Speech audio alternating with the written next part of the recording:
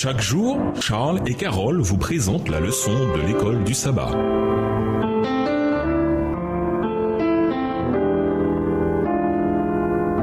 Bienvenue dans votre émission. Dieu nous parle. Nous voilà à la leçon de vendredi. Pour aller plus loin, on m'interroge au sujet de la loi dans l'Épître aux Galates.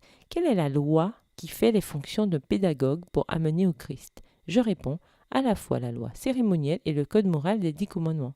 Le Christ était à la base de toute l'économie juive. La mort d'Abel fut la conséquence du refus de Caïn d'accepter le plan de Dieu à l'école de l'obéissance pour être sauvé par le sang de Jésus-Christ préfiguré par les sacrifices annonçant le Christ. Caïn refusa l'effusion de sang qui symbolisait le sang du Christ destiné à être répandu en faveur du monde.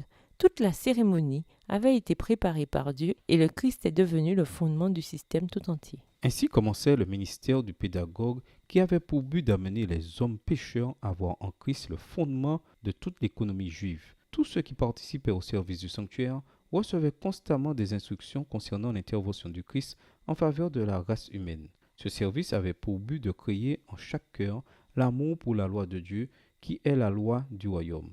Dans la loi des 10 commandements, il convient de voir non pas tant l'aspect prohibitif, mais plutôt l'aspect miséricordieux. Ces prohibitions garantissent sûrement le bonheur dans l'obéissance.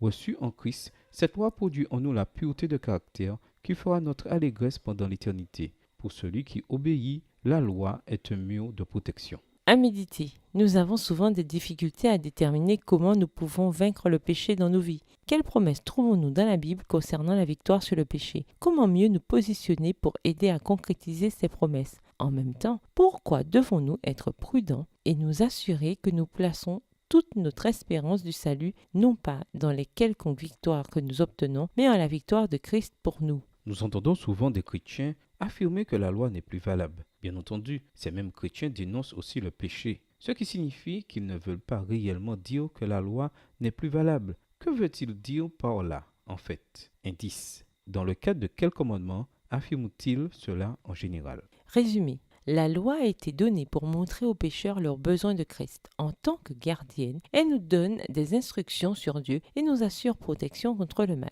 Mais comme un gendarme, elle souligne également notre état de péché et entraîne une condamnation. Christ nous libère de la condamnation de la loi et écrit sa loi dans nos cœurs. Pour conclure, si vous pouviez vivre votre plus belle année, à quoi ressemblerait-elle? Imaginez maintenant que vous meniez une telle vie, chaque jour, indéfiniment. C'est ce que Jésus offre à l'humanité, une vie abondante alimentée par la foi. Ayant le Saint-Esprit pour guide, la Bible pour manuel, les 10 commandements pour normes et Jésus pour souverain sacrificateur, nous pouvons surmonter n'importe quel obstacle et être entièrement au service de l'humanité. Bien que nous chutions de temps à autre, Dieu sait comment nous recréer encore et encore. Quelle que soit votre histoire, votre parcours de foi brillera dans les lieux enténébrés et édifiera vos semblables. Au revoir. Et à demain si Dieu veut.